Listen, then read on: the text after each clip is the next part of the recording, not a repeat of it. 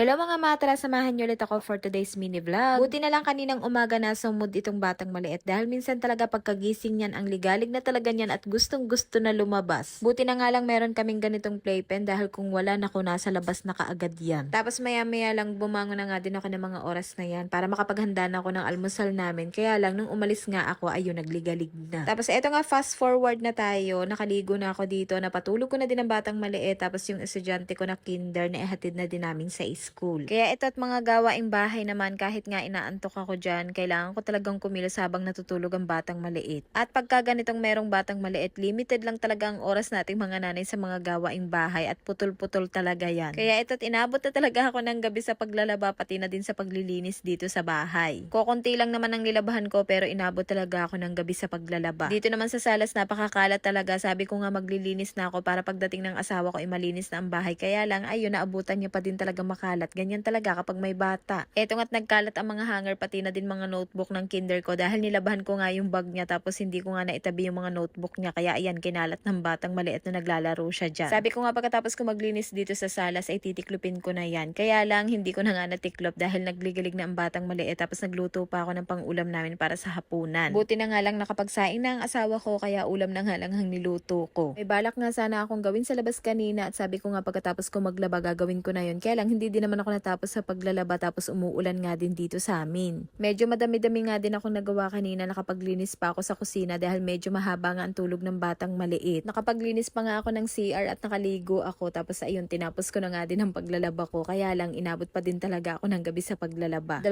beses kasi natutulog sa isang araw ang batang maliit kaya kanina pagkatulog niya nung bandang hapon na ito at nakapaglinis na ako dito sa salas. Tapos ayan nga pagkatapos ko maglinis binuksan ko na nga tong parcel ko at ito nga pala ay air purifier. Medyo nabubulol nga ako sa purifier basta yun na yun. Maganda nga kapag meron tayo nito sa bahay lalo na kapag kulob na kulob talaga yung bahay natin kagaya na lang dito sa amin as in kulob na kulob talaga. Ito kasi yung air purifier naglalabas to ng hangin pero yung nilalabas niyang hangin malinis na dahil na-filter na nga yun. Bali nahihigop nga nito yung air pollutant sa loob ng bahay natin kagaya na nga lang ng mga kulob at saka yung mga dust na hindi natin nakikita, yung mga alikabok na kumakapit kung saan-saan hinihigop nito. Tapos kung meron tayong mga pet sa bahay, yung mga balahibo, ayun, hinihigop din ito. Perfect din to kapag may kasama tayo sa bahay na nagyoyosi kaya hindi na tayo mag-aalala sa second smoke. At kung gusto naman natin na mabango ang nilalabas nitong hangin para mabango ang buong bahay natin, ay pwede tayo maglagay ng essential oil. Perfect na perfect to kapag may kasama kayo sa bahay na may allergy sa alikabok o kaya may hika. Nag-invest na nga ako nito dahil kailangan talaga namin to. Lalo na dito sa bahay, kulob na kulob talaga dito. Minsan papasok pa lang kami sa loob, iba talaga yung amoy. O, siya pa na mga ma, hanggang dito na lang ulit for today's video. Salamat!